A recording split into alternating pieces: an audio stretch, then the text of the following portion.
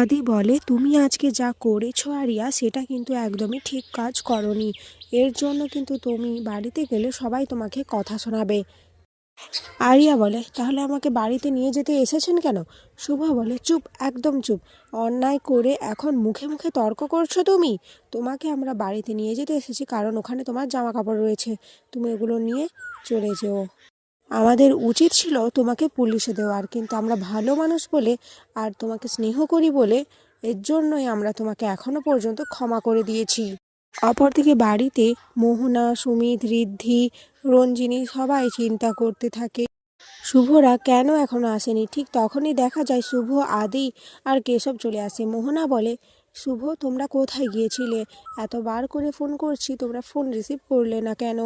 এরপর দেখা যায় আরিয়া ভেতরে আসে। আরিয়াকে দেখে সাঁঝ খুব রেগেছে আর বলে, এ কি, তুমি আবার এখানে কেন এসেছো? আমার জন্মদিনের পার্টিটা মাটি করে দিয়েও কি তোমার শান্তি হয়নি? শুভলক্ষ্মী বলে, সাঁঝ, ওর সাথে ওরকম ব্যবহার করার দরকার নেই, কারণ আমরা আমাদের পরিবারের ছেলে মেয়েদের এমন শিক্ষা দেইনি। কিন্তু বাকি সকলে জিজ্ঞাসা করতে থাকে যে আরিয়াকে আবারও কেন শুভ আর আদি নিয়ে এসেছে। তখন আদি বলে, আরিয়াকে আমরা নিয়ে আসিনি, ওর যে জামা কাপড় রয়েছে সেগুলো ওকে দিয়ে দিতে এসেছি। ওকে ওগুলো নিয়ে ও এখান থেকে চলে যাবে। এরপর দেখা যায় শুভলক্ষ্মী বলে, আমার এখন অন্য কাউকে নিয়ে অত চিন্তা নেই। আমার চিন্তা শুধুমাত্র আমার স্ত্রীকে নিয়ে। আমি এত বছর বাদে স্ত্রীর খবর পেয়েছি, যেটা শুনে বাড়ির সকলে খুব খুশি হয়ে যায়। সাঁঝবাতি বলে, মামনি, আমার স্ত্রী দিদিভাইকে খুঁজে পেয়েছো? কোথায় রয়েছে? শুভ বলে, সাঁঝ, আজ তোর জন্মদিনে তুই বলেছিলি না তোর প্রার্থনা কাজে লেগেছে? সাঁঝ, তোর প্রার্থনা কাজে লেগেছে, ভগবান শুনেছে তোর প্রার্থনা। আমি পেয়েছি, আমার স্ত্রীর খবর পেয়েছি। এরপর আরিয়া ওখান থেকে চলে যায়। আরিয়া উপরে এসে নিজের জামা কাপড় গোছাতে থাকে আর মনে মনে ভাবে, এখন আমাকে নিয়ে আর কারোর কোনো কথা নেই, সবাই ওই স্ত্রীকে নিয়েই পড়ে রয়েছে। ও, আমি তো এদের পরিবারের কেউ না, তাই তো আমাকে নিয়ে কারোর ভাবনা নেই। কিন্তু আমার এত কষ্ট হচ্ছে কেন আমি বুঝতে পারছি না। এই বাড়ি ছেড়ে তো আমাকে চলে যেতেই হতো, তারপরেও কেন আমার এত কষ্ট হচ্ছে?